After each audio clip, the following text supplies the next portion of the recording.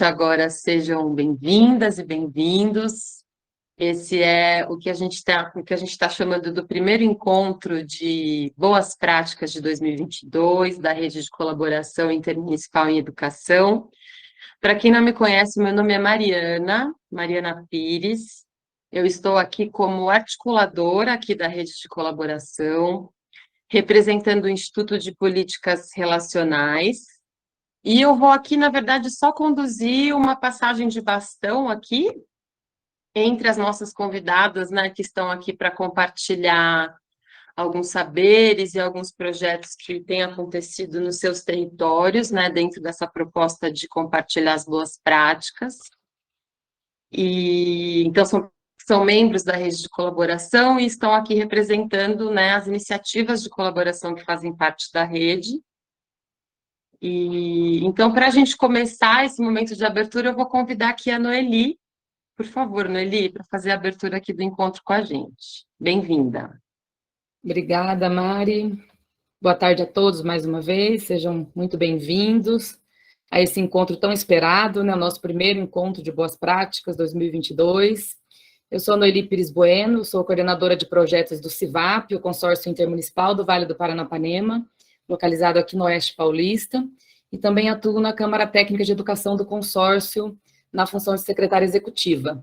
E também sou membro do comitê gestor dessa nossa rede de colaboração. E para quem está se aproximando aqui pela primeira vez, né, a nossa rede de colaboração é um espaço que atua para o fortalecimento das iniciativas regionais de colaboração, né, com consórcios intermunicipais que atuam em câmaras técnicas de educação, com ADES, né, que são os arranjos de desenvolvimento da educação, e também outras formas de colaboração intermunicipal, como fóruns e associações. Essas iniciativas, elas trabalham com apoio às suas redes municipais de ensino na garantia de direitos educacionais, visando a melhoria da qualidade da educação com equidade, inclusão e diversidade. A nossa história começou em 2012, com a reunião de 4 consórcios intermunicipais. E aí, a partir de meados de 2029, a nossa rede se expande e apresenta um novo formato.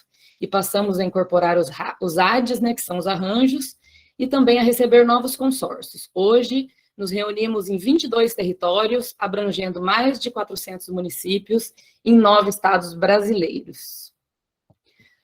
E sobre o nosso encontro de hoje, né, ele está alinhado ao nosso propósito, né, da rede, que visa fortalecer as iniciativas de colaboração, para que as mesmas possam apoiar as suas redes municipais de ensino. Nós também temos como proposta hoje estimular o compartilhamento de boas práticas. Compartilhar as ações bem-sucedidas realizadas nos territórios é uma prática muito importante para o fortalecimento das nossas redes. Além de dar visibilidades aos projetos implantados, é também uma maneira de inspirar outros territórios, oferecer apoio e estimular a troca de saberes. É uma ação que deve estar no centro de toda a rede. E hoje o tema do nosso encontro é Colaboração Intermunicipal e Educação Especial Inclusiva. E eu vou passar para a Mariana apresentar nossas queridas convidadas, Gorete e Gilmara, que vem trazer para a gente boas práticas lá do Maranhão e de Santa Catarina. Obrigada, Noeli. Então, como a Noeli já disse, a gente tem aqui representando o ADE dos Guarás, a Gorete Camelo, nossa convidada, que é assessora técnica do ADE dos Guarás, especialista em gestão pública, psicopedagogia clínica e institucional e mestra em educação.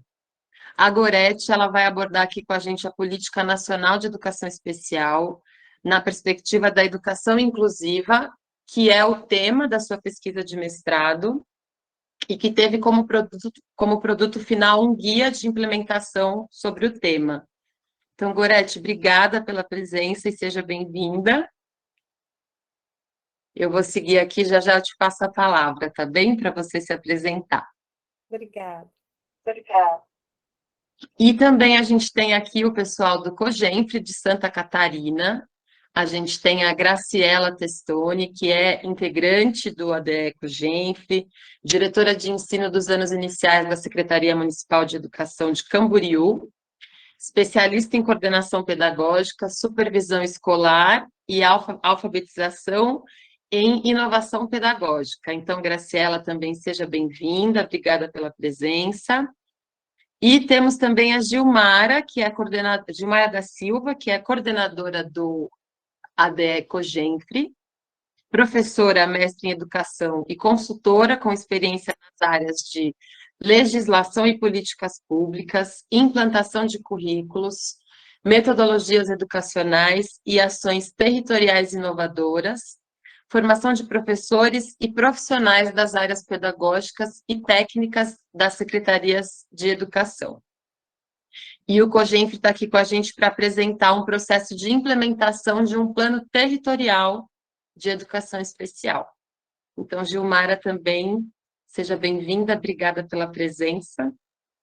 E antes da gente começar e de eu, de fato, passar a palavra aqui para as nossas convidadas, só alguns informes. A gente está aqui gravando esse primeiro encontro de hoje para ficar disponível, a gente vai disponibilizar no site da rede de colaboração, para que as pessoas, né, quem não pôde participar, ou quem quiser revisitar algum conteúdo, então é só acessar o site que é redeintermunicipaledu.com.br. Então, em breve, a gente vai disponibilizar a gravação ali. E durante a apresentação, quem tiver alguma pergunta, pode colocar aqui no chat, todas as perguntas que vocês tiverem, a gente vai organizar aqui no paralelo para trazer, no final aqui da apresentação, a gente poder compartilhar aqui com as nossas convidadas. E aí, ao final das apresentações, a gente também, a depender do tempo que a gente tiver disponível, a gente pode abrir também um espacinho para algumas perguntas. E por hora é isso, então, gente. Eu quero desejar um ótimo encontro para todas e todos. Mais uma vez, agradecer a presença de todo mundo que está aqui. E vou passar a palavra para Gorete se apresentar e iniciar a sua fala. E vou compartilhar aqui os slides também. Gorete. Boa tarde. Eu quero, em primeiro lugar, agradecer a Deus pela oportunidade, porque eu creio que sem Ele nós nada podemos fazer, e agradecer à rede de colaboração por esse encontro de boas práticas, que eu acredito que é o primeiro de muitos que faremos ainda, porque é importante compartilhar aquilo que está sendo feito, que está dando certo, né? E nós somos gratos por essa oportunidade. Eu sou Gorete Camelo e falo, né, do Maranhão, sou assessora técnica do ADEA dos Guarás, composto por 9 municípios da região litoral ocidental norte do Maranhão, que já atua desde 2014, trabalhando as políticas públicas da educação de forma compartilhada, colaborativa e pensando no território. Então, nós vamos conversar hoje, né, sobre a Política Nacional de Educação Especial na perspectiva da educação inclusiva e sua conexão com o Plano Nacional de Educação, né? Qual é essa relação da política com o Plano Nacional de Educação? Eu quero só assim trazer, antes, um esclarecimento. A nossa apresentação, ela foi pensada em uma forma mais textual, porque vai ser disponibilizado para as redes esse material. Então, algumas orientações, legislação, alguns encaminhamentos, vão estar na apresentação, porque aí as redes podem se apropriar desse material e, inclusive, utilizar, né, fazendo a disseminação desse nosso momento aqui discursivo. Então, a princípio, antes de falar da política nacional propriamente dita, eu gostaria de trazer aqui um esclarecimento, né? Gostaria aqui de conversar com vocês sobre 2 conceitos fundamentais: o conceito de educação inclusiva e o conceito de educação especial. Porque quando nós falamos em educação inclusiva, logo vem à mente a educação de pessoas com deficiência. E nós, não necessariamente, quando falamos de educação inclusiva, estamos falando de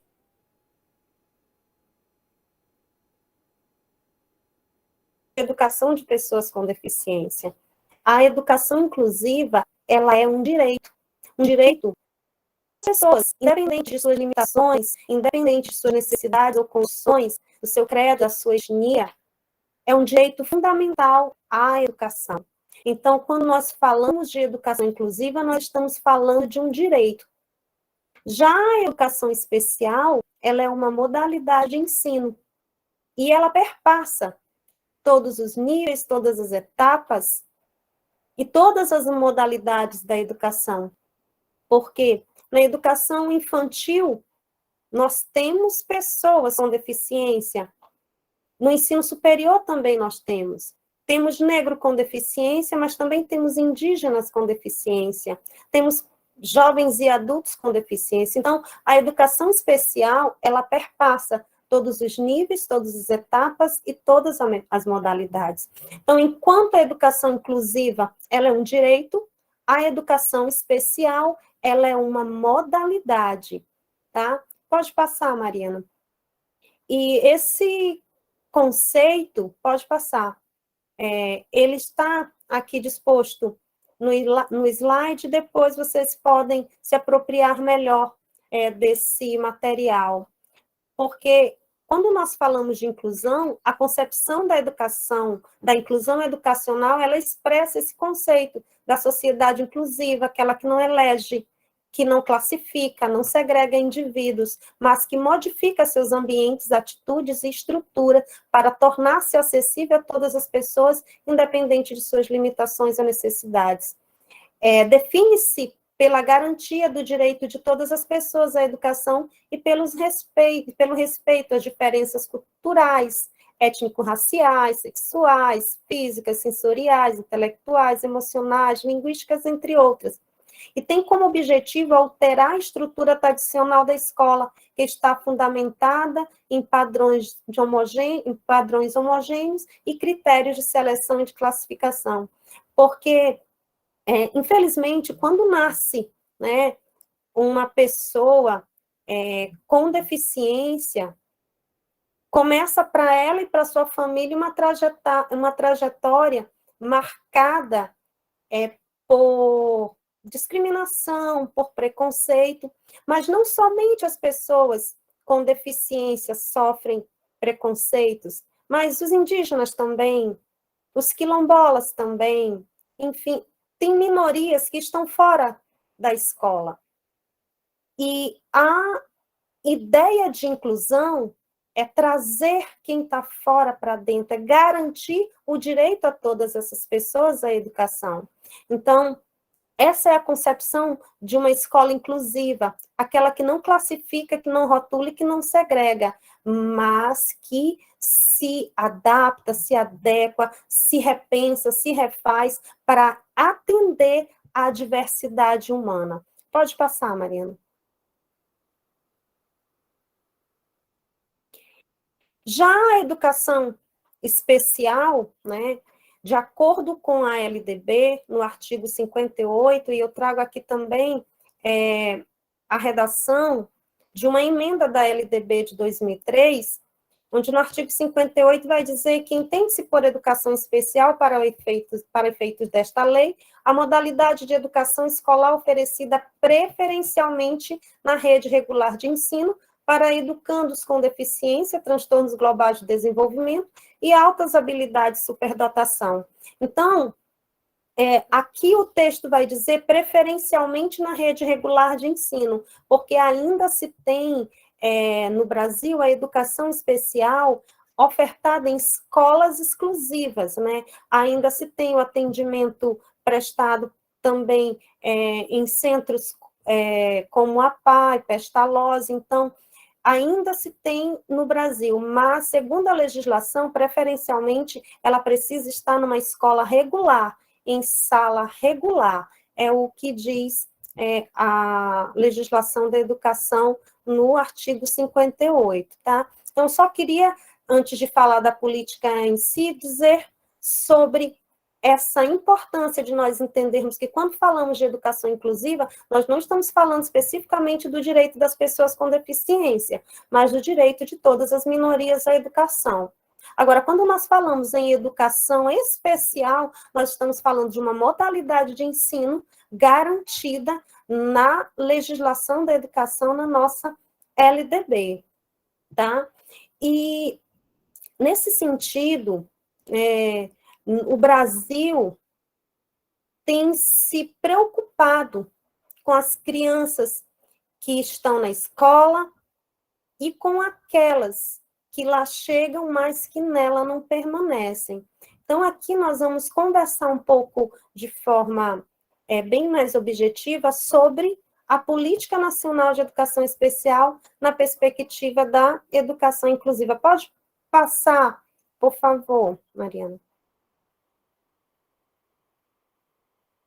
Então, vejam só, nós consideramos que a década de 80, ela foi, de fato, um divisor das águas para a educação especial no Brasil, porque, assim, a luta das pessoas com deficiência é uma luta histórica, porém, no final da década de 80, surge um movimento muito grande em prol da inclusão, baseado no direito de todas as pessoas frequentarem a escola regular, valorizando a diversidade humana. E aí nós tivemos a Constituição de 88, que veio assegurar esse princípio de igualdade no artigo 206, dizendo que o ensino será ministrado com base nos seguintes princípios: igualdade de condições para o acesso e permanência na escola. Então, quando se pensa numa educação especial, ou seja, educação de pessoas com deficiência, com transtornos globais de desenvolvimento, com altas habilidades de superdotação, que são público-alvo da educação especial, que a gente vai falar daqui a pouquinho,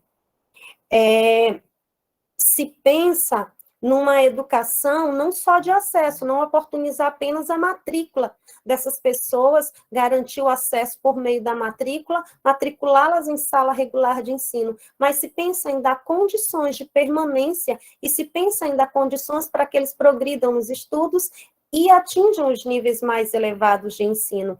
E o Brasil veio a partir da luta das pessoas com deficiência, de todo um movimento em defesa desses direitos que o mundo inteiro vindo ali já pensando nessa mudança de atitude, de comportamento, vindo ali das discussões de Salamanca, de Jontier, na Tailândia, enfim, na própria Convenção das Pessoas com Deficiência, que aconteceu em 2006, né, onde ali o Brasil assinou ali aquele documento produzido na Conferência da ONU, se comprometendo em modificar sua estrutura educacional para garantir o direito das pessoas com deficiência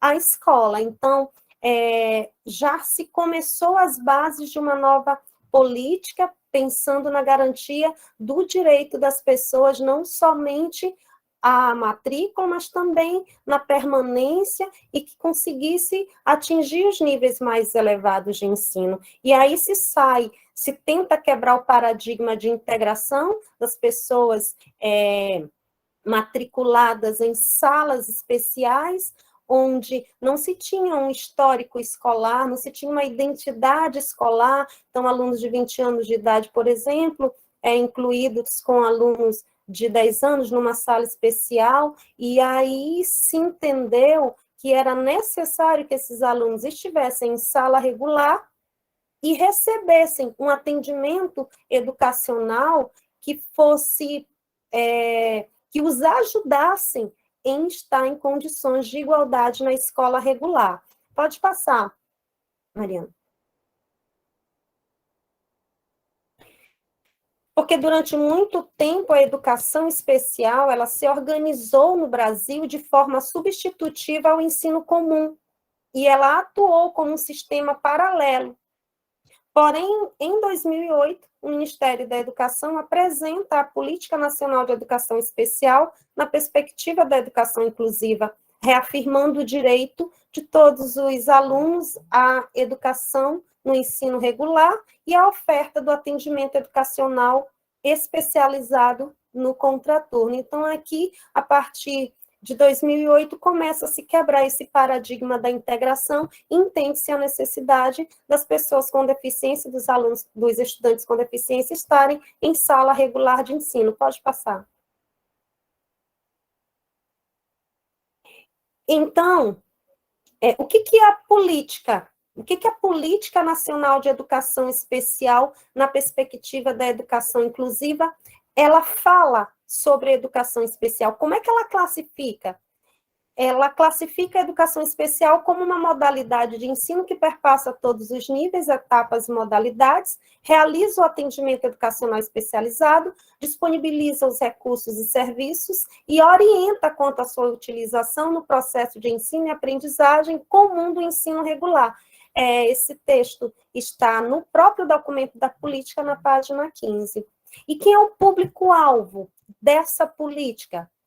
O público-alvo são alunos com deficiência, transtornos globais de desenvolvimento e altas habilidades de superdotação. Então, tem 3 categorias de estudantes que são beneficiados com essa política. Alunos com deficiência, e aí as deficiências sensoriais, e dentro dessas deficiências sensoriais, a deficiência auditiva e a surdez, a deficiência visual e a cegueira. A deficiência visual, assim, pessoa que tem baixa visão, né, considerado como deficiência visual, e, de fato, a cegueira é quem, de fato, não vê. Então, pessoas com baixa audição, pessoas surdas, pessoas com baixa visão, pessoas cegas, pessoas com deficiência intelectual, pessoas com deficiência física, estão nessa classificação de alunos com deficiência.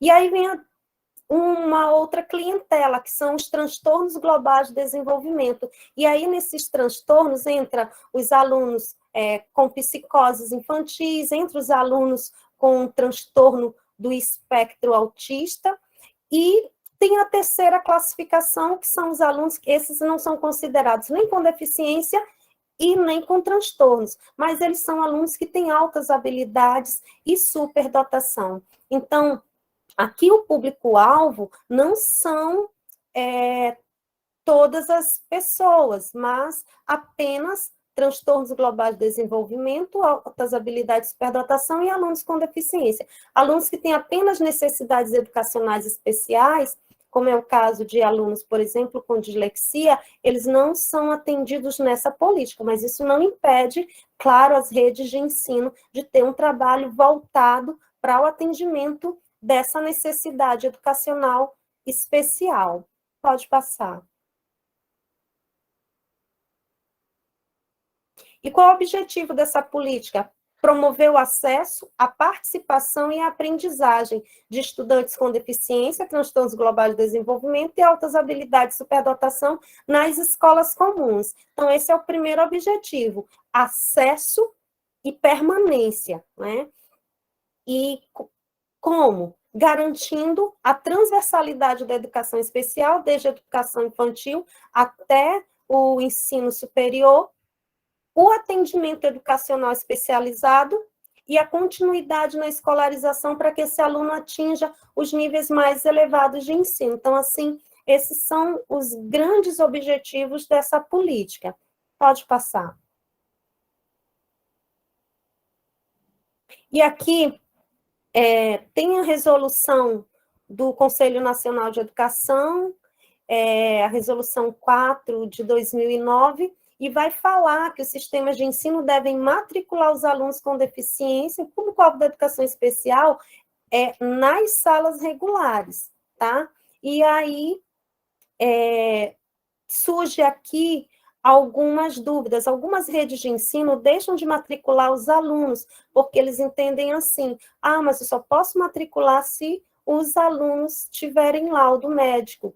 E não necessariamente um aluno precisa ter laudo médico para ser matriculado. Primeiro você recebe o aluno, e depois você vai buscar as condições necessárias para que esse aluno esteja ali em condições, né, de igualdade com os demais. Então, a gente avança aqui um pouquinho no conteúdo para otimizar o tempo, mas essas informações vão ficar nos slides para leitura posterior. Então, a falta de um laudo médico, pode voltar lá, ela não pode ser empecilho para o atendimento dessa demanda, né? Tem a portaria 4 de 2014 do MEC, que define os documentos que são comprobatórios para os estudantes público-alvo da educação especial. Então, vocês podem ter acesso a esse documento e ver como é que se faz para matricular alunos que têm deficiência, mas que não têm laudo médico. Pode passar. Como nós tínhamos visto que o objetivo da política não é só o acesso, é permanência também, então, assim, o atendimento educacional especializado, ele é uma condição para que o aluno esteja matriculado na sala regular e para que ele tenha condições de permanência. E o atendimento educacional especializado, ele deve ser ofertado em salas de recursos multifuncionais. Então, as redes de ensino precisam se organizar para oferecer o atendimento educacional especializado como forma de garantir a permanência desses alunos, porque o acesso a gente garante através da matrícula, mas e a permanência, e a participação, e o progresso desses alunos? Então, é importante essa busca de estruturação dessa política para se garantir os direitos educacionais dos nossos alunos. Pode passar. E aí, o decreto 7.611 de 2011, ele vai dispor sobre o atendimento educacional especializado, vai explicar como é que deve se dar esse atendimento, como é que as redes devem se organizar para a oferta desse atendimento educacional especializado. O artigo 5 vai dizer que a União prestará apoio financeiro, apoio técnico, financeiro aos sistemas. Espera aí, aqui deu um sinal que a bateria está acabando, só ligar.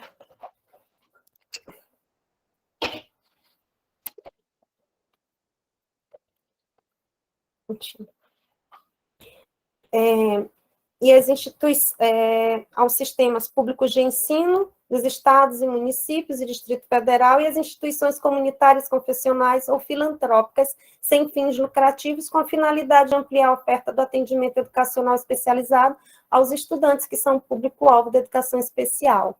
Pode passar, Marina, por favor. E aqui vai também a legislação, vai nos orientando como deve se dar esse atendimento, pode passar, isso aqui vai ficar no material, depois se lê com mais calma, mas eu queria aqui só trazer aqui esse slide para mostrar para vocês que a sala de recurso multifuncional, ela não se confunde, né, com a sala regular, o atendimento educacional especializado não se confunde com o que é ofertado em sala regular. A sala de recursos multifuncionais, onde é ofertado a AE, atende diferentes necessidades educacionais especiais. Oferta o AE no turno inverso ao do ensino regular, de acordo com a necessidade específica de cada estudante.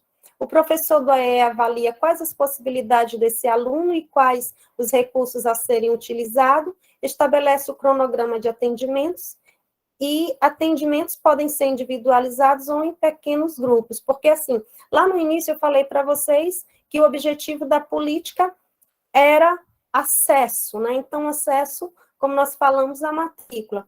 Depois falei para vocês que era a permanência desses alunos. Então, a oferta do atendimento educacional especializado é também uma condição de permanência. Por isso, a gente pede muito, assim, que as redes pensem de forma carinhosa no atendimento, na oferta do atendimento educacional especializado como condição para esse aluno continuar. Pode passar.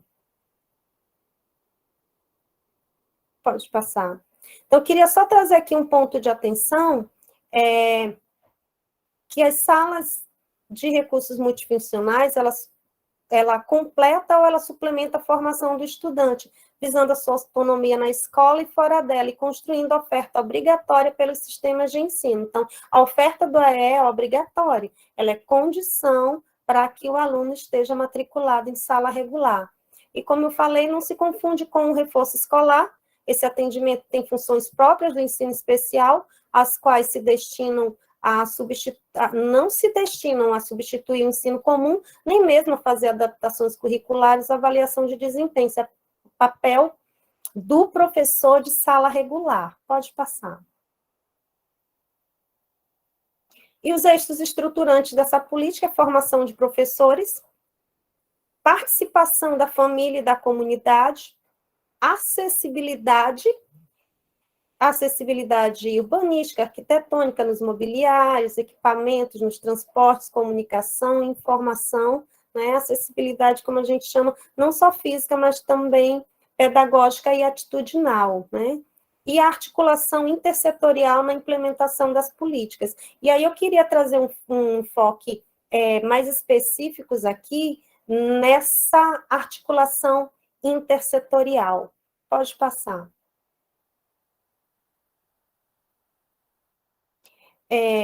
A Constituição vai dizer, no artigo 227, que é dever da família e da sociedade e do Estado assegurar à criança e ao adolescente e ao jovem, com absoluta prioridade, direito à vida, à saúde, à alimentação, à educação, ao lazer, à profissionalização, à cultura, à dignidade, ao respeito, à liberdade, à convivência familiar e comunitária, além de colocá-los salvos de toda forma de negligência, discriminação, exploração, violência, crueldade e opressão. Então, aqui nós vamos falar um pouquinho rápido sobre o atendimento intersetorial. Pode passar, que é um eixo estruturante dessa política nacional.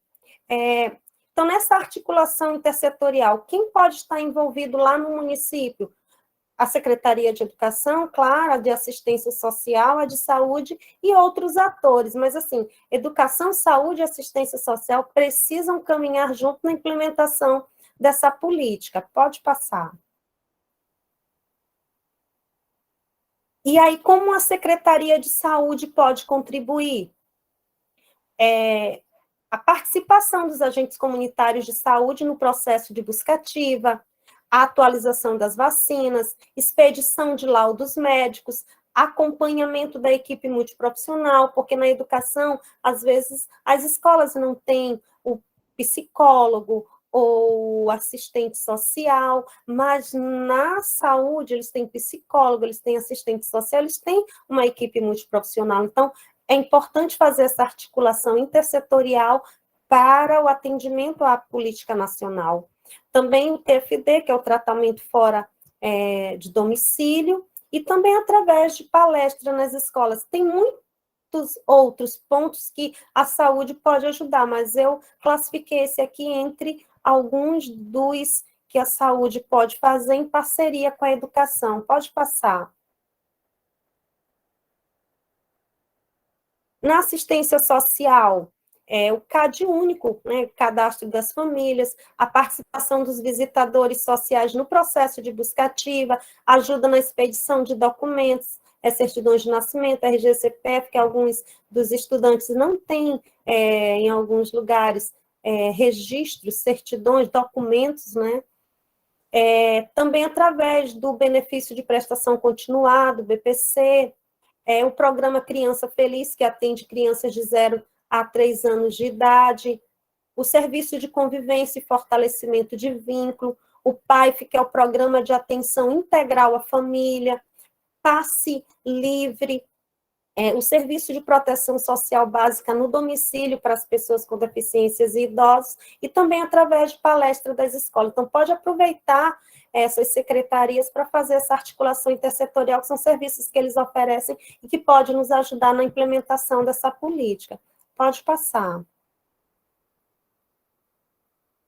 E aqui a gente fala sobre o que são o que é uma equipe multiprofissional, interprofissional e transprofissional, mas aqui vai ficar no slide, e aí depois vocês se apropriem melhor desse conceito. Pode passar.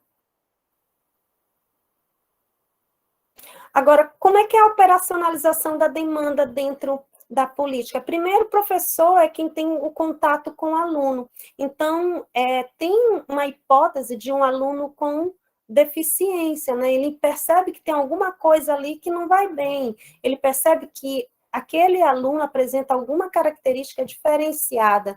Então, ele informa o gestor escolar, que, por sua vez, informa o supervisor escolar, e essa demanda chega na Secretaria de Educação, que aciona a equipe multiprofissional, e a equipe multiprofissional vai pensando no encaminhamento intersetorial. Então, isso aqui é um pouquinho do fluxo, como deve acontecer lá nas redes, como costumeiramente acontece esse fluxo dentro da proposta da política de educação especial. Pode passar.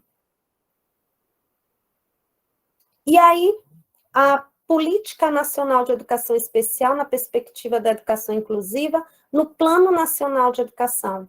Então, vocês sabem que o Brasil tem um Plano Nacional de Educação que foi aprovado, instituído desde 2014. E esse plano, ele dá conta, ele prevê, né, todas as dimensões da educação. Então, dentro das suas 20 metas e suas respectivas estratégias, tem uma meta, que é a meta 4, que ela é específica para a educação especial. Pode passar.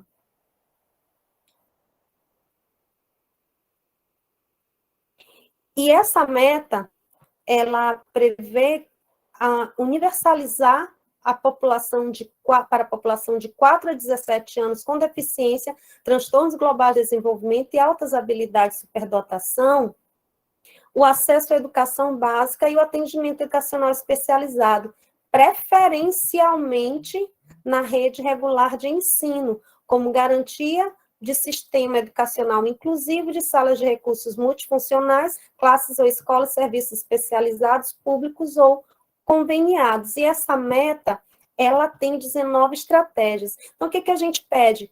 É que haja um acompanhamento rigoroso desse plano, dos planos municipais de educação que foram feitos alinhados ao Plano Nacional de Educação, que haja esse diálogo dentro da Secretaria de Educação para se observar se as metas e suas respectivas estratégias que dizem respeito à educação especial, elas estão sendo alcançadas, a meta de acesso, que trata da matrícula desses alunos, como é que essa matrícula está sendo tratada, houve avanço, não houve, se não houve, por quê? A pandemia trouxe uma evasão muito grande, como isso está sendo tratado. Então, assim, esse olhar para os planos municipais de educação, para a meta que trata da educação especial e suas respectivas estratégias como garantia do direito à educação das pessoas com deficiência, das pessoas, na verdade, público-alvo da educação especial. Pode passar. E aqui, já para finalizar, nós trouxemos, assim, alguns dados da educação especial, né, que o censo escolar nos revela e nos faz, a partir daqui, ter um olhar de como está sendo o acesso, permanência e garantia dos direitos das pessoas com deficiência previstos lá no Plano Nacional de Educação, nos planos municipais de educação.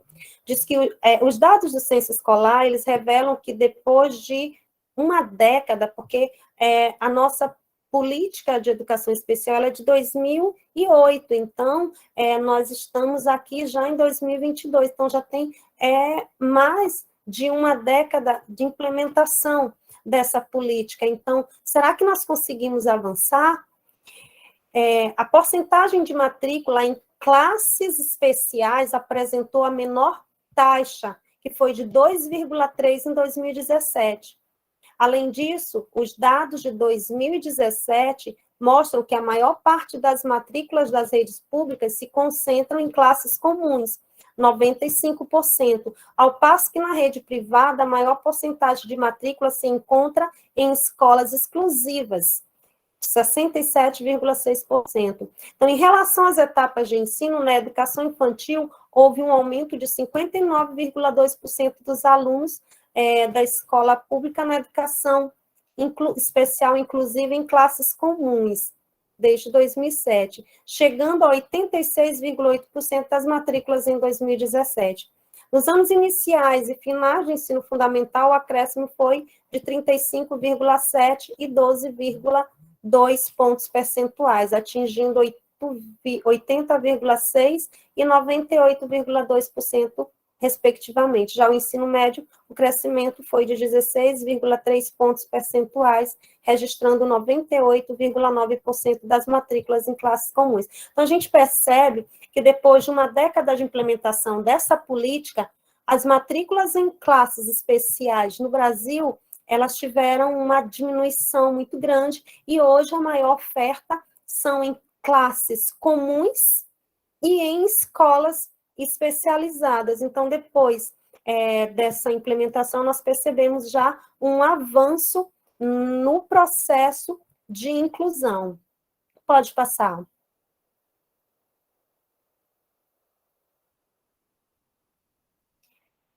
E aí, os estudos do Anuário da Educação Brasileira revelam que, em 2019, que a inclusão entre 2017 e 2018 subiu de 17,4 pontos percentuais na educação infantil. Então, assim, eu vou deixar aqui esses dados também, para depois vocês trabalharem, eu vou avançar, porque o tempo também já está um pouquinho avançado, mas eu vou deixar esses dados para observação de vocês, para perceberem como o processo de inclusão no Brasil, ele vem, de fato, se consolidando, e como a implementação de uma política, ela, de fato, colaborou, sim, para que nós pudéssemos garantir o direito à educação às pessoas público-alvo da educação especial. Pode passar.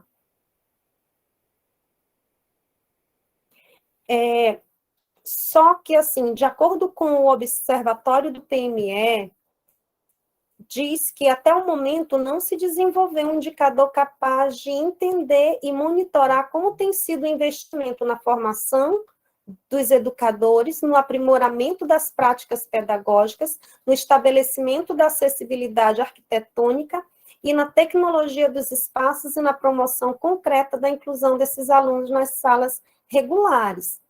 Ao se pensar na implementação de uma política pública, é necessário refletir sobre seu monitoramento, a avaliação e o acompanhamento permanente do desenvolvimento de suas ações, com um instrumento capazes de fortalecer dados e informações adequadas para a tomada de decisões para alcançar seus objetivos e metas. Então, ali nós tivemos indicadores que tratavam de acesso, mas um indicador que trata sobre formação de professores, sobre a adequação das escolas, sobre mobiliário, sobre equipamento, tudo isso nós ainda não conseguimos ter, não tem assim ainda um bom indicador que traduz essa realidade para a nossa tomada de decisão. Então, é importante que as redes de ensino se organizem e façam ali a avaliação, monitoramento dos seus planos municipais de educação, para poder pensar em estratégias, em planos de intervenção, para nós conseguirmos atender, de fato, o direito das pessoas a uma escola inclusiva e de qualidade. Pode passar. Já estamos chegando no final. Eu queria só aqui trazer, por fim, um esclarecimento necessário, porque muitas redes de ensino têm tido muitos problemas, têm sido muito demandadas por causa da questão do profissional de apoio, né? Da figura do cuidador. Então, todas as vezes que se tem um aluno com deficiência na rede, as escolas estão sendo demandadas a ter um profissional de apoio. Queria dizer para vocês que se fundamentem na Lei Brasileira de Inclusão, tá? Que ela vai esclarecer sobre esse profissional. E ela diz que a presença desse profissional é para quando houver necessidade de apoio para locomoção, para atividades de alimentação, higiene, locomoção, tá? O cuidador, esse profissional de apoio, ele não é professor, ele não necessariamente precisa ser professor, e é necessário que se veja, de fato, a real necessidade que aquele aluno tem desse profissional, porque não necessariamente o cuidador precisa ser alguém, vamos dizer assim, contratado de fora para esse trabalho. Pode ser um profissional ali de dentro da própria escola mesmo, que esteja, por exemplo, em desvio de função, enfim, ou alguém da própria família do aluno, porque nem sempre alunos, por exemplo, com TEA, nem todos os alunos aceitam o cuidado de um estranho. Então, essa figura do cuidador, ela precisa ser muito bem pensada, é necessário que se tenha um cuidado, e vejam o que diz a Lei Brasileira de Inclusão ao tomar, né, essa iniciativa da contratação desse profissional. Agora, assim, as pessoas que têm necessidade para locomoção, para higiene, para alimentação, elas de fato precisam de um profissional de apoio. Chegando ao fim, pode passar. Então, assim, gente, o objetivo da nossa fala hoje foi apresentar a Política Nacional de Educação, a sua conexão com o plano municipal, com o Plano Nacional de Educação, os planos municipais de educação, trazendo, assim, as diretrizes gerais da política, para que nós possamos lá, nas nossas redes de ensino, ter um olhar diferenciado para a educação especial, para que ela seja vista numa perspectiva inclusiva, tá? Então, assim, para não concluir, eu queria deixar aqui uma reflexão que o mais difícil não é criar novos conceitos, mas abrir mão de velhos preconceitos. A vocês, meu muito obrigada, e passo a palavra para a nossa mediadora Mariana. Boa tarde. Obrigada, Gorete. Parabéns pela apresentação. Muito completo o conteúdo. Tem algumas perguntas que chegaram aqui pelo chat que a gente vai organizar para, no final da apresentação do Cogenfre, porque agora a gente vai ter a oportunidade de ver um processo de implementação desses pontos que a Gorete trouxe, né, da Política Nacional de Educação Especial, como ele tem acontecido e se desenvolvido em um dos territórios que compõem a rede, que é o Cogenfre. E aí eu convido agora a Gilmara. Se quiser, Gilmara, você já foi apresentada, mas se quiser se apresentar novamente, fique à vontade. E aí eu vou projetar aqui os slides para vocês. E quem tiver dúvidas pode seguir colocando aqui no chat, por favor. Oi, pessoal, boa tarde. Acredito que a maioria aí já me conheça, né? Professor é assim, sempre se encontra em algum lugar, e agora a gente sempre se encontra em alguma telinha, né? Tenho aqui a responsabilidade de apresentar para vocês o nosso trabalho. Quero parabenizar minha amiga Gorete, que fez uma excelente apresentação, tomara que eu possa fazer do mesmo jeito, e dizer que esse é um momento para nós muito importante. Nós estamos exatamente no meio do processo de validação desse trabalho. E como é muito simples fazer isso aqui, para complicar um pouco mais, a gente desenvolveu esse trabalho de forma macro-regional. Então, hoje aqui está intitulado o nome do nosso arranjo de desenvolvimento em educação, mas preciso dizer que ele integra 3 regiões de Santa Catarina. A região do Planalto Norte de Santa Catarina, um dos lugares que neva em Santa Catarina, e 2 litorais. O litoral norte, onde está a Associação de Municípios Zanfre, e onde está o Cogenfre, e a região da Grande Florianópolis, onde está o ADE Granfopolis. Os 2 arranjos integrando a rede, com muito orgulho hoje, a gente está trazendo esse trabalho dizendo o seguinte: mais do que a gente se reunir regionalmente, o importante, o relevante é que a gente consiga levar essa nossa organização de arranjo, de consórcio, para outras regiões. Aprende-se muito, né? Eu não sei se a Márcia, de Navegante, está aqui na sala, mas amanhã a gente vai fazer a terceira apresentação desse material em Florianópolis, e ela vai de novo. Então, ela esteve em Itajaí, esteve no Planalto Norte, estará amanhã na Grande Florianópolis, porque, como disse ela, a gente sempre vem cheio de planos. Então, espero que a nossa apresentação possa auxiliar o grupo.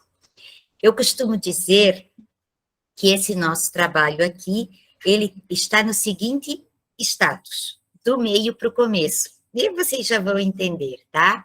A gente está chamando esse material de minuta de fluxo de atendimento da equipe multiprofissional, junto a 2 públicos, os estudantes com hipótese ou diagnóstico de deficiência e os do transtorno de aprendizagem. Mariana, por gentileza, pode passar. Por que a gente está fazendo esse trabalho? Quando é que ele nasceu? Quando nós lemos e nos apropriamos desses 2 documentos normativos. O decreto 10.502, que é de setembro de 2020, institui a política nacional equitativa, de educação especial, equitativa e inclusiva ao longo da vida, e a Lei 14.254, que é de 30 de novembro de 2021, e que determina a prestação de um serviço a pessoas com transtornos de aprendizagem ou transtorno do déficit de atenção com hiperatividade. Então, aqui a gente abrange um pouco mais do que a fala da Gorete apresentou, né? A Gorete falou da política de educação especial na perspectiva de educação inclusiva, e nós trazemos aqui para a educação inclusiva mais um público que é o público dos transtornos de aprendizagem. Essa determinação está no nosso planejamento estratégico. Pode passar mesmo, Mariana, eu sei que tu queres que eu vá rápido, vai lá. Então, aqui, só para contextualizar um pouco, né, gente, o nosso planejamento estratégico foi elaborado em 2021, com a ajuda do Itaú Social, por meio do Programa Melhorias da Educação. Nós temos uma estrutura de governança bem definida aqui no nosso arranjo. Nós temos o COGENFRE, o Colegiado de Educação e a Assembleia de Prefeitos. O nosso planejamento estratégico foi aprovado em todas essas instâncias e, junto ao Colegiado de Educação, deliberou-se e autorizou-se a instituição de um GT que primeiramente se chamou de Educação Especial e que depois, ao longo das nossas conversas, evoluiu para a Educação Inclusiva. Foi nesse GT que nós tivemos a autonomia de convidar regiões que a gente considerou que pudessem nos ajudar na discussão da educação inclusiva. E aí, gente, esse nosso GT está se reunindo desde o começo do ano. A gente já fez muitas conversas, mas eu gostaria de destacar 3 momentos importantes que nós realizamos. 3 rodas de conversa para compartilhar experiências. Foram dessas 3 rodas de conversa que originou-se o trabalho que eu vou apresentar hoje. Eu vi, dentre as apresentadoras, a Maria Cristina de Bombinhas. Então, aqui, para dar os créditos, as rodas de conversa foram dos municípios de Bombinhas, Balneário Pissarras e Itajaí, ok? Pode passar, por gentileza, Mariana. Esse nosso trabalho, ele está focado em entender quem é a equipe multiprofissional, não a equipe multidisciplinar, qual é a equipe multiprofissional que pode ajudar a educação a trabalhar com educação inclusiva. E aqui está permitido sonhar, né? Porque aqui a gente ainda não está pagando ninguém desse povo, então a gente está esbanjando no sonho. Colocamos todo mundo aqui, ó. Pedagogo, psicopedagogo, psicólogo, assistente social, fonoaudiólogo, terapeuta ocupacional, fisioterapeuta, neuropediatra e psiquiatra.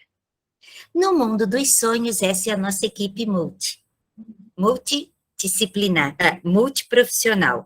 Vocês já vão entender por que a gente está falando, usando essa terminologia, né? Ó, ai meu Deus, coisa difícil, faltou o psicomotrista. Já complicou tudo, eu achei que estava tão lindo, não faltava nada. Obrigada, professor Walter. Depois alguém copia e manda para mim, porque daqui a pouco vou chamar de psicomotorista, tá? Psicomotricista. Tá bom, obrigada pela dica. Isso aqui já foi apresentado em 2 das 3 regiões. A próxima vai ter apresentação amanhã. E daí, dessa tela aqui, já surgiu um monte de coisa, além do que o Walter está me dizendo agora. Pode passar aí, Mariana. Olha só o que surgiu. Alguns participantes sugeriram que a nossa equipe multiprofissional tivesse um advogado. Só aqui em Santa Catarina, que o Ministério Público manda coisa para a gente todo dia para responder, deve ser, né? Então, só aqui que a gente pensa que talvez precisasse de um advogado. A gente também pensou no enfermeiro, porque a gente já teve casos de crianças com dificuldades extremas e que, mesmo com o atendimento domiciliar, vão precisar do acompanhamento de uma pessoa da área de enfermagem e de um nutricionista. Debate daqui, debate de lá, debate de lá. O que entendeu-se foi, a gente precisaria talvez avaliar o TO, o fisioterapeuta e o psiquiatra, para a gente não invadir, né, não abraçar outras áreas, como, por exemplo, a saúde, na perspectiva do atendimento à educação multiprofissional ou à equipe multi. Mas a gente já teve uma ótima ideia ontem. Daí vou dizendo para vocês, porque isso aqui está fervilhando, essa é a minha semana de falar desse tema. Essa foi a discussão com o grupo do COGENFRE.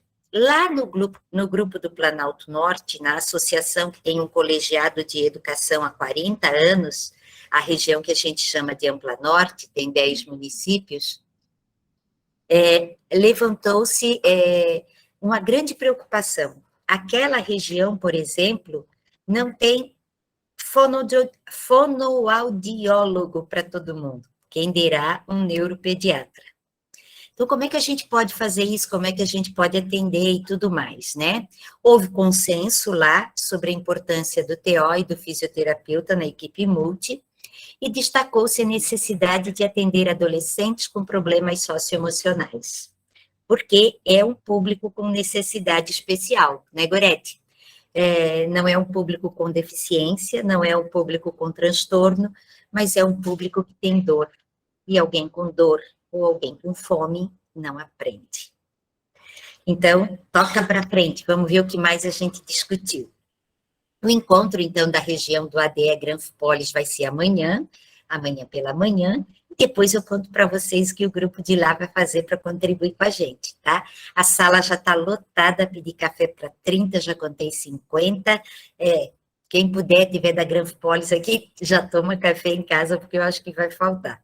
Pode passar, por gentileza. Bom, como é que essa nossa equipe multi atuaria, de forma direta ou indireta? Primeiro, ela vai ser coordenada pela Secretaria de Educação, ponto. Ele é um trabalho da educação, em parceria com saúde e assistência, mas ele é da educação. Não vamos perder esse universo, nem esse horizonte. Como é que funcionaria? Em 2 blocos. Núcleo ou serviço de triagem e atendimento, atividades de complementação das aprendizagens na escola. O nome aqui que eu tinha colocado não era esse, mas as meninas disseram que estava muito feio e elas, por conta própria, trocaram, tá? Eu tinha colocado sala de reforço, apoio, mas para ficar mais bonita, elas escreveram atividades de complementação das aprendizagens na escola, tá? Como é que funcionaria esse núcleo serviço? Ele pode funcionar em um polo descentralizado de atendimento, ou ele pode ser realizado por meio de serviços em parceria ou terceirizados. E lá na escola também, por meio do AEE, a Gorete fala AEE, porque ela é do norte, e eu falo AEE porque eu sou do sul, mas tudo é atendimento educacional especializado. Pode passar, minha amiga Mariana. Bom, qual seria o campo de atuação? Aqui, nós elegemos a área de atuação e o público. A área de atuação seriam 2, transtorno de aprendizagem e transtorno do déficit de atenção com hiperatividade, esse é um público, e o outro público é educação especial, inclusiva e equitativa ao longo da vida. Na discussão E a Cláudia que está ali? Ah, passou, que pena. Gente, quando a chefe aparecer, tem que dar espaço para ela falar. Chama ela, Renato. Não? Já foi, Gil. Ela só deu um tchau. Então, depois dá um beijo nela no caminho, diz que a gente mandou, porque chefe é chefe, né, gente? Que pena que eu não vi, desculpa. Quando a gente estava discutindo aqui a área de atuação, um ponto foi levantado com muita veemência pela equipe da ANFRE, do COGENFRE, que nós possamos pensar com mais cuidado nas altas habilidades e superdotação. Temos pensado muito em espaços para o atendimento da educação especial, sem caracterizar espaços específicos de atendimento a pessoas com altas habilidades e superdotação. O pessoal da Ampla Norte concordou. Provavelmente amanhã, na discussão com o pessoal da Granfipolis, a gente tenha um outro olhar ou o mesmo olhar a respeito desse público. Qual é o público? São dois, invariavelmente. O público que está na escola e os familiares. Porque sem as famílias a gente não vai desenvolver um trabalho de sucesso nesse fluxo que a gente imagina que seja coerente, óbvio e que faça sentido. Pode passar.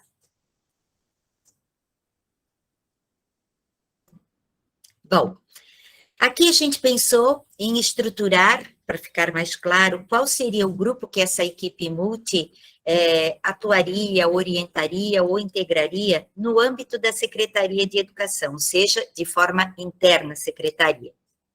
Então, obviamente, o departamento, o setor ou o profissional da equipe da educação inclusiva. Por que a gente colocou departamento, setor ou profissional? Porque, às vezes, o pessoal da educação inclusiva na secretaria, erroneamente classificado como uma pessoa. Ah, e aquele ali é o da equipe do AEE, ou a equipe da educação especial. Na verdade, se a gente está falando de educação inclusiva, não deveria nem ter um departamento para discutir isso. Porque todo mundo deveria, obviamente, automaticamente, entender como natural a inserção de uma pessoa com deficiência, transtorno ou déficit de atenção, além de questões emocionais, num ambiente de ensino regular. A direção ou a coordenação da escola, a coordenação pedagógica, que tem vários nomes por aí, o pessoal do AEE, o grupo das atividades de complementação das aprendizagens e os profissionais de apoio aos estudantes, citado na última parte da fala da Gorete. Vocês vejam que aqui a intenção não é que a equipe multi converse diretamente com o professor. O professor tem que se preocupar com as aprendizagens. Nós temos que nos preocupar em oferecer todo o suporte necessário para que o professor tenha condições de desenvolver os processos, tanto de ensinar quanto de aprender, tá? Se a equipe multi tiver que chegar direto ao professor, equipe da educação, equipe da direção da escola, equipe da coordenação pedagógica não precisa existir. Pode tocar o barco. Quais seriam os grupos em que a equipe multi atuaria lá fora da escola, setores externos à Secretaria de Educação? Então, a gente citou Secretaria de Saúde, e daí preciso dizer que, do ponto de vista da ANFRE, aqui do COGENFRE, nós faremos uma reunião ampliada entre os 3 colegiados de assistência social, de saúde e de educação, para a gente determinar o fluxo. Eu vou falar direitinho ali na frente. Os nossos prefeitos já aprovaram. Outros parceiros, Conselho Tutelar, Ministério Público, instituições privadas que prestam atendimentos especializados, as públicas ou filantrópicas, aqui nós citamos a PAI, AMA e a nossa Fundação Catarinense de Educação Especial, uma das mais conceituadas da América Latina, a gente não pode perder esse privilégio que nós temos. O Conselho de Direitos da Criança e do Adolescente, o controle interno das prefeituras e, a pedido da Graciela, nossa colega do COGENFRE, junto com a Jéssica, né, Jéssica? A Jéssica está aqui na sala, então, Jéssica, não esquecia que eu já tinha mandado para a Mariana, as meninas pediram para que a gente acrescentasse o Conselho de Direitos da Pessoa com Deficiência, um parceiro que não pode faltar num trabalho desse tamanho. Então, Mariana, se por gentileza, antes de compartilhar esse material, tu pudesse acrescentar o Conselho de Direitos da Pessoa com Deficiência, a gente vai agradecer. Pode passar, por gentileza. Bom, aqui a gente construiu um fluxo genérico. O que essa equipe multi faria? Atuaria na triagem, apesar da Gorete ter dito que a gente não precisa de laudo para atender uma criança com deficiência, ou que seja público da educação especial, a gente precisa saber o que fazer com ela, como trabalhar com ela. A gente precisa fazer uma triagem e estabelecer qual é o diagnóstico, o prognóstico, e ter, no mínimo, um plano de trabalho a ser desenvolvido para atender as crianças nas especificidades que elas tiverem. Quando eu disser crianças, entendam estudantes, tá? Bebês, crianças, pré-adolescentes e adolescentes, até jovens, público da educação básica na rede pública municipal de ensino. Elaborar instrumentos de registro, avaliação, anamneses e diagnósticos. Aqui eu queria pedir um parênteses, porque eu compartilhei o guia do CIVAP, o pessoal do CIVAP está aqui, né? E o guia fez um sucesso estrondoso, então, se nós estivermos autorizados, também utilizaremos muito do guia do CIVAP na nossa oficina de estruturação de instrumentos, que a gente vai fazer de uma maneira bem diferente, e daí já vou explicar para vocês. Essa equipe multi também vai ser responsável por estruturar o atendimento a partir de um diagnóstico da equipe multiprofissional, vai esclarecer diagnósticos e tipo de atendimento junto a famílias e unidades escolares. Aqui eu quero fazer uma ressalva. A equipe de Camboriú, no dia 20, quando a gente discutiu com o pessoal do COGENFRE, ficou muito incomodado com o termo diagnóstico. Muito incomodado. Então, pediu para a gente usar o termo tipo de atendimento. Aí eu arrumei em todos os outros e esqueci nessa tela. Então, peço desculpas à equipe de Camboriú, porque a gente já tinha feito a definição de que não usaríamos aqui exatamente o termo diagnóstico nesse fluxo genérico, tá? Apesar de ser o que eles vão fazer, não é aquilo que a gente quer caracterizar. Então, peço desculpas aqui por não ter arrumado, aí depois eu arrumo e te mando, Mariana, se for necessário. Pode passar, por gentileza. A gente também construiu aqui um fluxo pontual, que envolve algumas atividades, principalmente voltadas à prestação de esclarecimentos, junto aos profissionais do magistério, junto às famílias ou responsáveis, junto a órgãos técnicos externos e de controle, quando solicitado. Esse fluxo pontual envolveria a realização de processos de capacitação ou aperfeiçoamento junto à rede, e, além disso, a participação em processos de capacitação ou aperfeiçoamento. A gente nunca vai ter uma equipe multidisciplinar se a equipe do magistério não entender o que a equipe multiprofissional fizer, e o contrário também, porque são áreas e contextos de atuação extremamente diferenciados e específicos. No entanto, uma depende da outra. Pode passar, por gentileza? Aqui, então, a gente começa a trazer para vocês o que é o nosso fluxo. Então, preciso dizer a vocês, antes de apresentar o fluxo, que nós já temos aqui, nas duas regiões consultadas, a aprovação de que haja a contratação. Só um minutinho, por gentileza.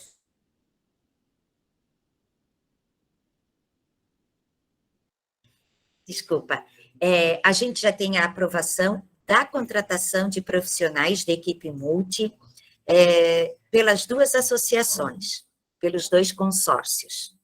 Então, serão contratados para triagem especificamente neuropediatra, terapeuta ocupacional, psiquiatra e um psicólogo com especialização em questões de adolescência.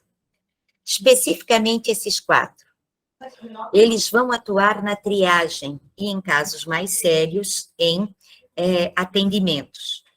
Nós dividiremos as responsabilidades com os equipamentos já estruturados da assistência social, CREAS e CRAS, e com os equipamentos da saúde, por exemplo, equipe multiprofissional da saúde, que já faz esse tipo de triagem, no entanto, para o encaminhamento clínico.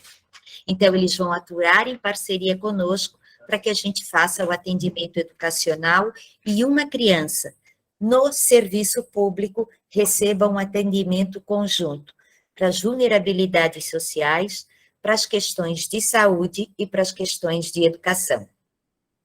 Hoje, o que tem se percebido é a criança precisa do atendimento na saúde, precisa do atendimento na educação, precisa no atendimento na assistência. Ela entra em 3 filas e ela poderia ter um atendimento universalizado se todos nós conversássemos. Então, já decidimos que nós teremos um sistema, tipo o CIS-REG.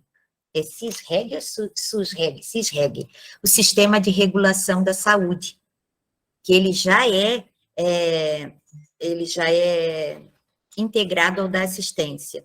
Então, agora ele vai ser integrado ao da educação nessas 2 regiões, e se Deus quiser, amanhã na 3ª região também. Então, quando entrar no sistema um relato, uma hipótese, ou um diagnóstico de alguém com deficiência, nós saberemos em tempo real. A saúde já fez, a assistência já fez, a educação já fez. Os serviços já estarão estruturados nas 3 secretarias. Teremos a possibilidade de visualização dos órgãos de controle externo, para que a gente esteja ou se adiante ao Ministério Público, ao invés deles perguntarem o que está acontecendo, a gente dizer o que está fazendo. Então, logo, logo a gente está construindo esse sistema, e se vocês gostarem, né, quem sabe a gente possa compartilhar com o país inteiro. Teremos um CIS-REG da educação inclusiva. Meu Deus, que luxo, é o nosso sonho, né? Então, estamos aqui bem animados em conseguir fazer com que esse nosso fluxo seja desenvolvido por meio de um sistema informatizado e integrado entre educação, assistência social, saúde e órgãos externos e internos de controle. Bom, como é que vai funcionar o nosso fluxo? Qual é a porta de entrada? A Gorete disse que é, deixa aí, guria, é os 2, é igual, eu tô falando ainda do primeiro. Obrigada, tá? Esse guria vocês tirem, que era para ser segredo entre eu e a Mariana, tá? Então, saiu assim, desculpa, Mariana. Esse material vai ficar disponível aí, e a gente também vai compartilhar as nossas rodas de conversa. Estão todas gravadas, e vocês vão poder ver como é que a gente fez as discussões para chegar até aqui, nesse material, que para nós é um sonho. O pessoal da saúde está encantado, falta apresentar o pessoal da assistência social, mas a gente acha que eles vão gostar também, tá? Tirou, Mariana. Tu tá me boicotando, Mariana? Agora apareceu. Obrigada, querida. Então, o professor ou a família vai indicar ou vai ligar o sinal de alerta. Tem um filho com esses sinais, tem um estudante com esses sinais, tá? Ele vai registrar em um sistema, um documento próprio, essa hipótese de deficiência por meio de relato. Esse aqui é só o fluxo da deficiência, do transtorno é a mesma coisa, tá? A gente só quis separar para entender que a gente vai atender as 2 leis. Então, entrou esse relato no sistema, tá? Pode ser com laudo ou sem laudo. O laudo pode ser médico, psiquiátrico ou psicológico, não tem problema nenhum. Ele entrou no sistema, a próxima pessoa a dar fluxo para esse material é a coordenação pedagógica da escola. A escola não tem coordenação pedagógica? Tem sim, tem a diretora da escola, porque ela é eminentemente coordenadora pedagógica. Diretor de escola existe para conduzir o processo pedagógico, apesar do PDD consumir o tempo da gente fazendo 3 orçamentos, mas enfim, é a parte do diretor de escola, tá? Então, a coordenação pedagógica vai incluir no sistema todas as orientações que já foram prestadas ao professor para o atendimento a esse estudante. Tudo que já foi feito. A gente já vai tendo um histórico da vida do estudante, que vai ser acessado pela assistência e pela saúde, que também vai poder colocar todas as informações sobre essa pessoa, tá? Depois que a coordenação pedagógica fez isso, ela é responsável por comunicar à família. E quando ela comunica à família, ela pede autorização para que essa criança seja encaminhada à equipe de triagem multiprofissional do serviço, do núcleo de atendimento que nós teremos, que será regional, às vezes será um polo do municipal, ou às vezes será integrado. Então, nós teremos municípios aqui que já têm núcleos de atendimento, outros terão o seu núcleo integrado ao núcleo regional e outros terão só o núcleo regional. A ideia é dar fluxo para o atendimento mais rápido a todas essas crianças, ok? Eu tive a autorização da família. Quando eu pegar a autorização da família, eu vou saber qual é o portador da rotina, que vai levar as crianças a todas as consultas, que vai receber informação do diagnóstico, que está autorizado a assinar, concordando ou não com esse tipo de atendimento, ok? Muito bem. Depois que a coordenação pedagógica pegou a autorização da família, ela vai encaminhar para o pedagogo da equipe multi. O pedagogo da equipe multi vai ter que ser o pedagogo. A pedagoga. Vai ter que ser alguém que leia toda essa documentação e já tenha os sinais claros de que essa criança precisa, primeiro, de um acompanhamento psiquiátrico, neuropsiquiátrico, que essa criança precisa de um acompanhamento fonoaudiológico. Por exemplo, a hipótese é que a criança troca o V pelo T, pronto, ou o D pelo T. A hipótese é de psicopedagogo, vou encaminhar para um psicopedagogo. Então, esse pedagogo da equipe multi, ele vai ter que ser muito sabatinado para ele poder ser contratado para integrar essa equipe, porque ele vai ter que ser o profissional que seja o olho preliminar de toda essa documentação que entrou no sistema para fazer os encaminhamentos necessários, ok? Vou desligar aqui o telefone. Para fazer os encaminhamentos necessários. Ótimo. O pedagogo, então, faz esses encaminhamentos para iniciar o processo de triagem. Ele vai estruturar por criança todo o cronograma de atendimento, tá? Todo o cronograma do atendimento, ele vai coordenar as agendas, os locais, os comunicados, tudo. Aqui eu esqueci de uma coisa, por gentileza, Mariana, é o pedagogo e o assistente social, tá? Que eu coloquei nos outros e esqueci aqui. Depois que o pedagogo fez isso, ele e o assistente social vão coordenar uma reunião técnica em que serão apresentados todos os olhares dos profissionais que fizeram esse trabalho. Então, esse estudante que entrou aqui no nosso sistema CIS-REG da educação inclusiva, por exemplo, ele vai juntar o psicopedagogo, o fonoaudiólogo e o psicólogo. Eles vão tratar do caso desse estudante, ou seja, eles vão estruturar um estudo de caso e vão propor um plano de atendimento da equipe multiprofissional com pistas para a equipe multidisciplinar lá na escola. Porque o atendimento da equipe multi vai ser complementar a esse atendimento clínico, ok? Eu fiz isso, o pedagogo e o assistente agora têm o papel de simultaneamente informar a família e a escola dos resultados dessa triagem e do plano de atendimento desenvolvido pela equipe. Essa equipe, quando desenhar o plano de atendimento, vai fazer um prognóstico. Por exemplo, o fonoaudiólogo vai dizer que a criança vai ser atendida em 6 sessões, tá? O psicólogo vai dizer que aquele estudante precisa de 4 sessões. E o terapeuta ocupacional diz que ela vai precisar de 5 sessões também. Então, o pedagogo e o assistente social já vão agendar a reunião com esses 3 profissionais para verificar se, nesse lapso de tempo, enquanto o atendimento clínico e o atendimento da equipe multidisciplinar está sendo realizado simultaneamente, houve progresso na sala de aula, isso quem vai informar é o professor, para o coordenador pedagógico, né, e ele vai informar o pedagogo da escola e o assistente social, e aí, então, se vai verificar se é necessário manter o trabalho por mais algum tempo, ou se a criança está liberada, pelo menos a princípio, para que ela possa seguir as aprendizagens da maneira mais adequada. É importante dizer que o assistente social aqui vai ter um trabalho muito sério. Ele vai acompanhar a evolução da aprendizagem dos estudantes atendidos pela equipe multiprofissional, tanto nas atividades escolares, lá na escola, quanto em casa, tá? O pedagogo, da mesma forma, mas o pedagogo aqui terá um trabalho mais, digamos, aproximado à coordenação pedagógica da escola. Mariana, tu pode parar a apresentação, porque eu só preciso fazer mais 2 falas antes de... Eu não quero passar dos 30 minutos, então estou aqui me controlando, porque eu gosto de falar, que é uma beleza. Então, aqui, gente,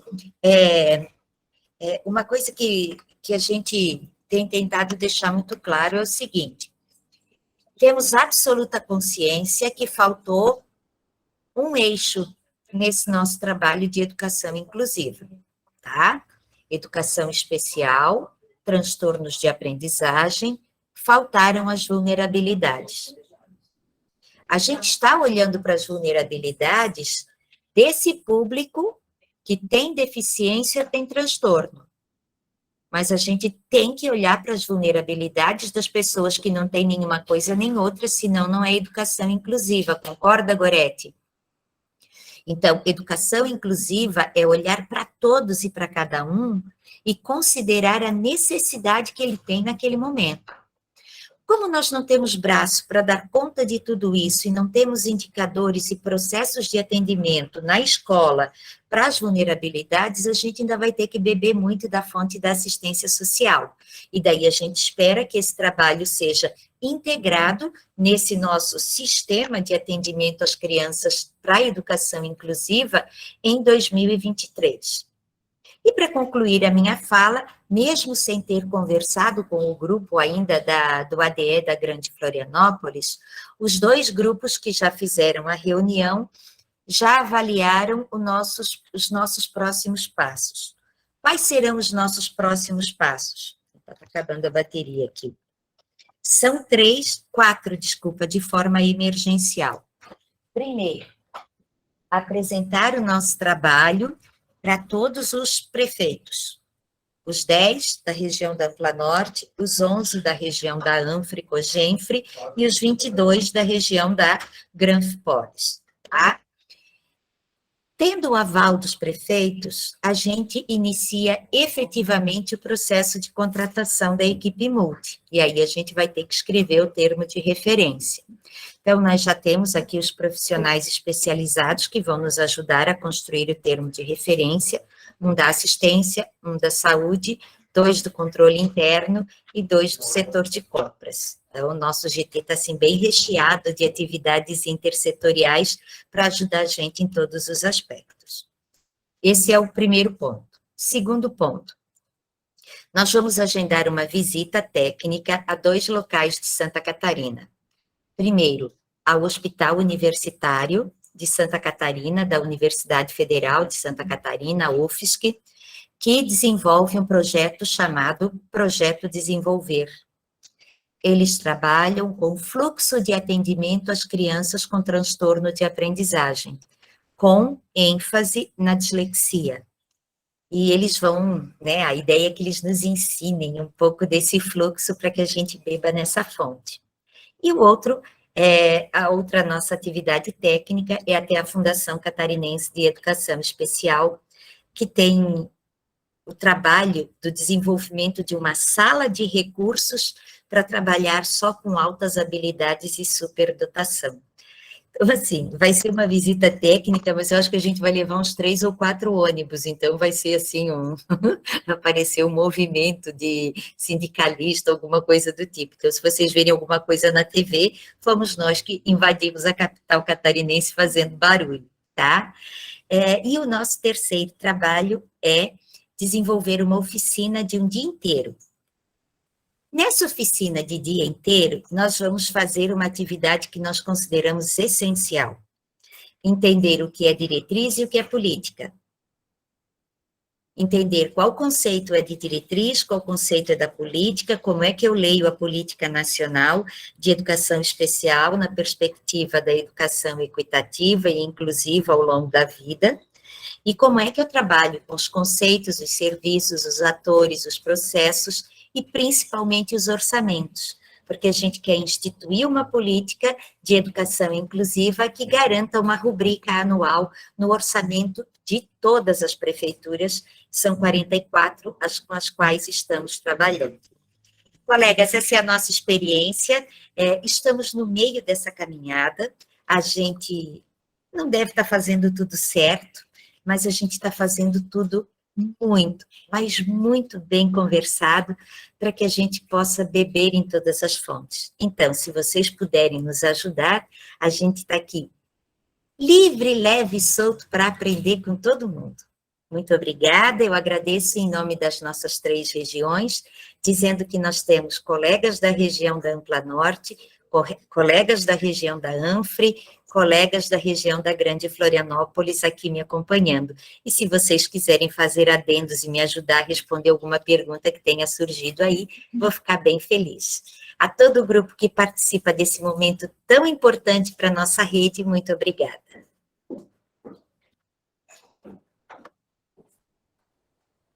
Professora Gilmara, muito obrigada, agradecendo aqui também em nome de toda a rede. Professora Gorete, também muito obrigada pela apresentação de ambas. A gente está aqui com um tempinho ainda, a princípio a gente programou até às 17 horas, né, o nosso encontro. Então, se alguém tiver alguma pergunta para fazer, pode colocar aqui no chat. Mas a gente tem 2 questões que de repente a gente pode trazer para finalizar aqui a nossa conversa, uma bem pontual, que tem aqui, até o pessoal aqui no chat está colocando, acho que a Gorete poderia comentar essa questão do laudo médico, né, em relação à necessidade do laudo para matrícula no sistema, como é que isso funciona na prática. E depois uma pergunta aqui para o Cogenfre, para a Gilmar, ou para quem quiser trazer, os territórios que estão pensando na possibilidade de implementar também assim um plano territorial, né, para a educação inclusiva, por onde começar? Qual que pode ser o primeiro passo? Acho que você já deu aqui, né, várias dicas já vieram nessa apresentação, mas aquele primeiro passo inicial mesmo para quem quer se organizar nesse sentido. E aí, quem quiser trazer mais perguntas também, a gente está aqui de olho no chat. Então, Gorete, se você quiser começar, por favor. Certo. Sobre a questão da necessidade ou não do laudo médico, ocorre que muitos alunos com deficiência, eles estavam ficando fora do censo escolar, porque há uma grande dificuldade, nem todas as famílias aceitam que seus filhos têm uma deficiência, ou que têm um transtorno, ou que têm uma necessidade educacional especial. Então, com isso, alguns alunos tinham, de fato, essa hipótese, mas não tinham diagnóstico, não tinham laudo médico, mas precisavam desse atendimento, e estavam ficando fora do censo escolar. Então, em 2014, a CECAD trouxe esse esclarecimento por meio da portaria de número 4. E essa portaria, ela estabelece quais são os documentos obrigatórios para inserção no censo escolar. Então, aqui a minha fala foi em relação ao acesso à matrícula, né, desses alunos, para matricular e para informar no censo escolar, e para que esse aluno receba atendimento educacional especializado, não há obrigatoriedade, mas há necessidade, né? Então, a escola primeiro recebe esse aluno, não pode deixar de receber porque não tem um laudo, e aí vai buscar as condições necessárias para que esse atendimento seja garantido. Por que se entende que, a princípio, não é obrigatório o laudo médico? Porque nem a sala regular e nem o AEE oferecem atendimento clínico. O atendimento que é ofertado é atendimento pedagógico, né? Ali se trabalha o processo ensino-aprendizagem. Então, esse é a primeira premissa. Só que como esse aluno, ele necessita, né, de um atendimento, de fato, multiprofissional e multidisciplinar, é necessário, claro, que se tenha um laudo médico. Então, o que não se quer é que a falta do laudo médico ela seja empecilho para que a escola receba esse aluno ou que esse aluno esteja impedido de ser contabilizado no censo escolar. Mas depois que a escola tem esse aluno que recebe, é necessário que faça todo o trabalho de sensibilização da família e busque aí a parceria intersetorial para poder se obter esse laudo médico e aí se ver com a equipe multiprofissional o que é necessário, até porque nem todos os municípios têm equipe multiprofissional, nem todos, infelizmente, essa política de educação especial na perspectiva da educação inclusiva, ela foi apresentada em 2008 no Brasil e mais de 10 anos depois ainda temos municípios que não ofertam atendimento educacional especializado, que ainda não recebem alunos com deficiência. Então, assim, o que a gente traz de esclarecimento é que não é obrigatório para a matrícula e nem para informar no censo escolar, mas ele é necessário para o atendimento. É isso. E assim, eu peço que leiam a portaria, que ela vai trazer quais são os documentos que são necessários, porque aqui a nossa fala é em relação também a censo escolar, tá? Aos dados desse aluno, ele constar os dados de matrícula. Mas, claro que para o atendimento, claro que para a elaboração de um plano de atendimento educacional especializado, para uma intervenção clínica, é necessário de um diagnóstico. Então, é esse o esclarecimento que eu queria trazer. Perfeito, Goretti. Obrigada. E esse material vai ficar disponibilizado, né, com esses detalhes todos. Tem toda uma bibliografia também que não deu tempo ali de passar, mas que a Goretti também disponibilizou ali no material. E até se for o caso, a gente pode tentar contatar, né, pessoas que estejam interessadas em aprofundar essa conversa, a depender da disponibilidade da professora Goretti também, a gente pode organizar esses pequenos encontros, né? E eu vou ler aqui para o pessoal do Cogenfre a pergunta melhor formatada, né? Então, seria o que um território da rede de colaboração interessado em trabalhar conjuntamente na temática da educação especial precisa ter em mente? Quais podem ser os primeiros passos? Por onde começar? Essa é uma pergunta mais ampla para a gente poder fazer uma reflexão final aqui. Professora Gilmara, por favor. Bom, primeiro passo é chamar o pessoal que trabalha nessa área lá nas redes municipais de ensino. Aquele povo que sente a dor de ter que fazer um atendimento especializado sem ter o amparo de uma equipe multiprofissional e de uma equipe multidisciplinar com ele. Esse é o primeiro passo, porque essas pessoas vão começar a dizer para a gente o que é que não tem. O que tem a gente já sabe. A gente tem que correr atrás do que não tem e buscar soluções para o que não tem. Outro ponto extremamente relevante é levar esse trabalho até os prefeitos. Há uma sensibilidade muito grande de todos os prefeitos, porque eles vivem isso na política de educação, na política de assistência e na política de saúde. A necessidade de ter um sistema e um fluxo estruturado para o atendimento às crianças que sejam público da educação especial ou que tenham transtornos de aprendizagem. Então, é um momento de todos os trabalhos que a gente desenvolve aqui no Cogenfre, a gente pode dizer que esse é um dos que tem um encaminhamento mais rápido, porque todas as pessoas são sensíveis a esse trabalho e conseguem nos dizer exatamente o que é que não tem. O que tem, todo mundo sabe. A primeira coisa que todo mundo levantou e disse, não tem neuropediatra, porque às vezes eu preciso contestar alguns atestados da forma como eles vêm com o CID, né, o Código Internacional de Doenças descrito. E é assinado por um neuropediatra, só outro neuropediatra pode fazer essa avaliação. E aí o homem é raro e é caro. Daí eu vou aceitar o que tem naquele laudo e às vezes eu faço um trabalho completamente errado com a criança, porque eu não entendi exatamente qual é a deficiência ou qual é o transtorno que ela tem.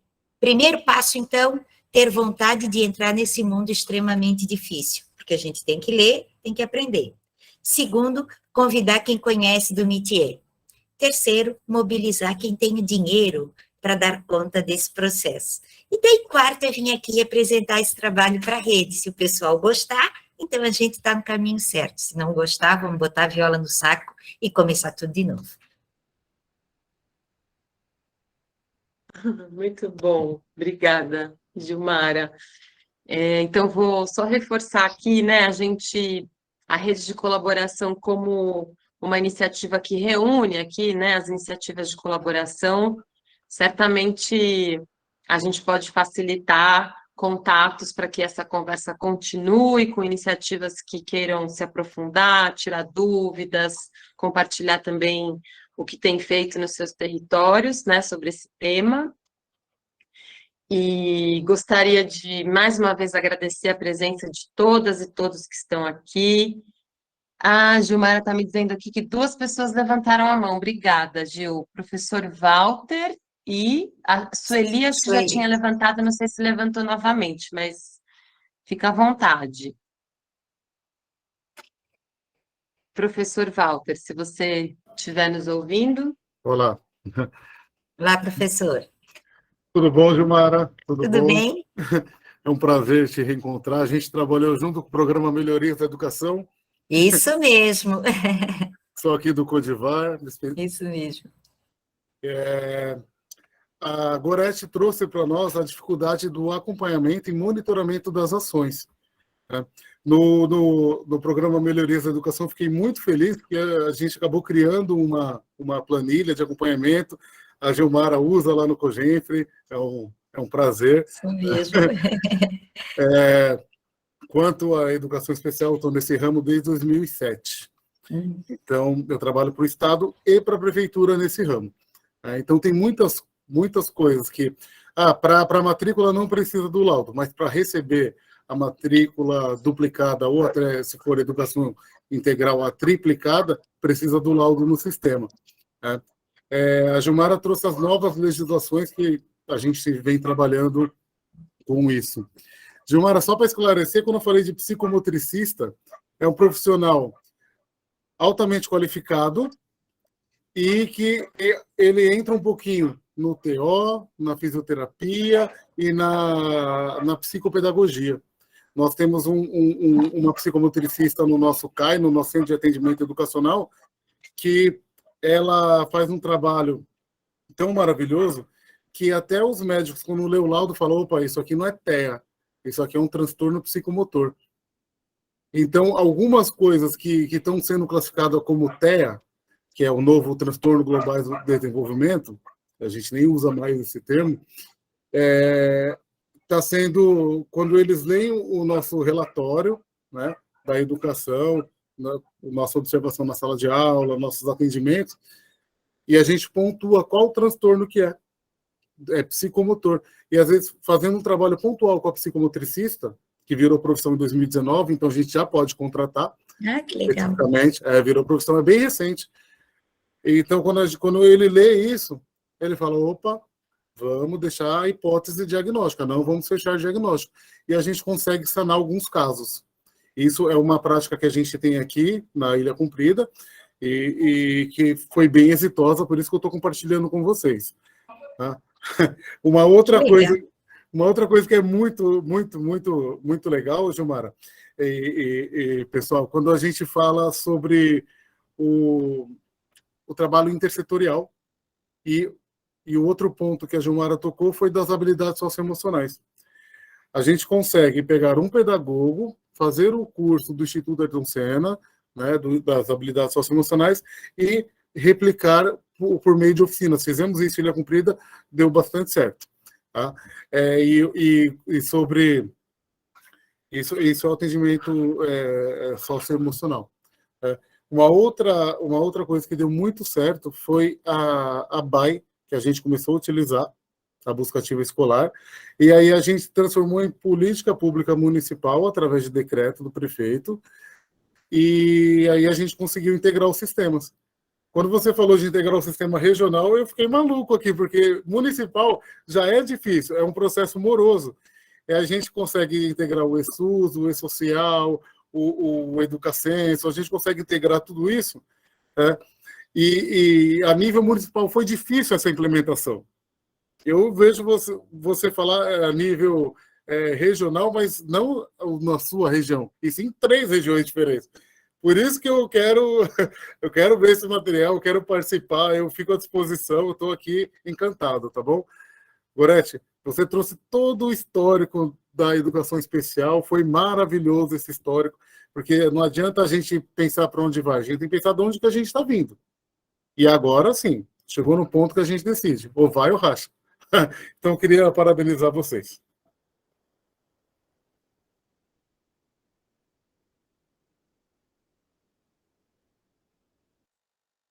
Vocês querem responder, meninas, ou posso seguir aqui?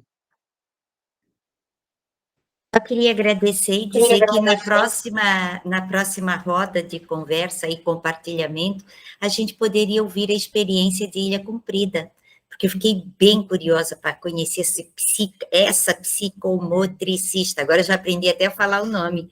Lá no grupo eu já esqueci o CIS, o pessoal já corrigiu, para a gente não perder esse profissional do radar e integrar aqui no nosso grupo. Muito obrigada pela dica.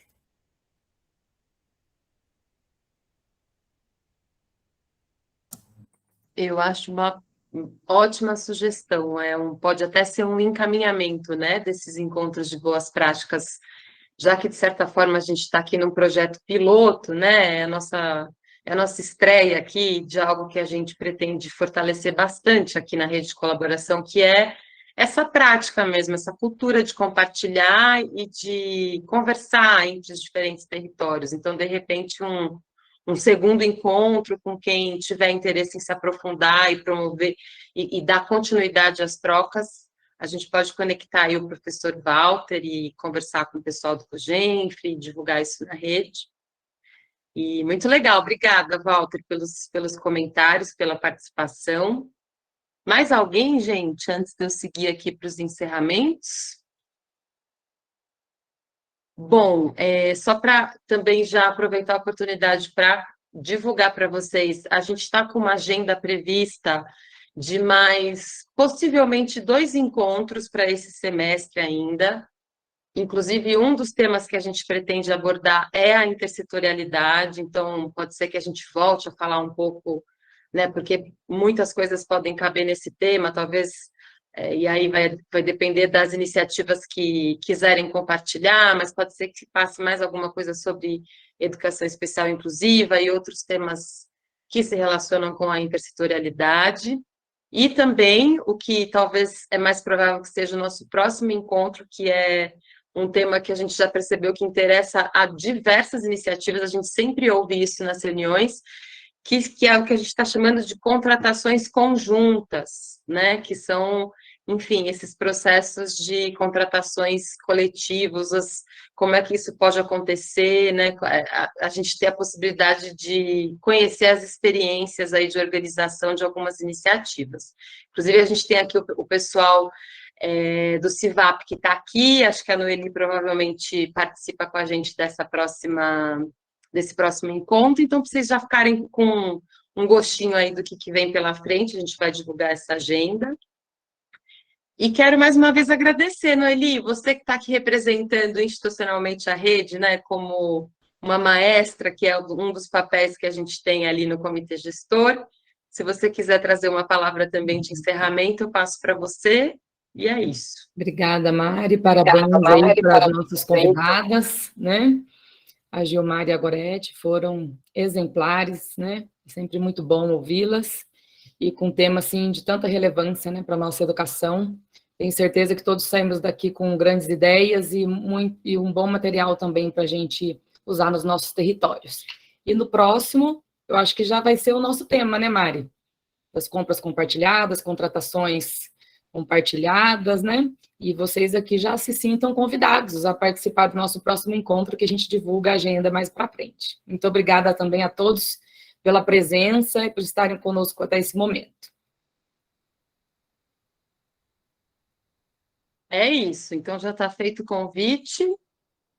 E, mais uma vez, obrigada, gente, pela participação, pelo interesse, por ficarem até o final. Eu vou interromper aqui a gravação, mas antes disso a gente pode dar tchau aqui. Quem quiser abrir o microfone para dar um tchau, fica à vontade também. E obrigada. Tchau, tchau, gente. Beijo grande. Muito obrigada. Tchau, pessoal. Tchau, pessoal. Tchau, tchau. Todos, Muito fiquem com bom. Deus.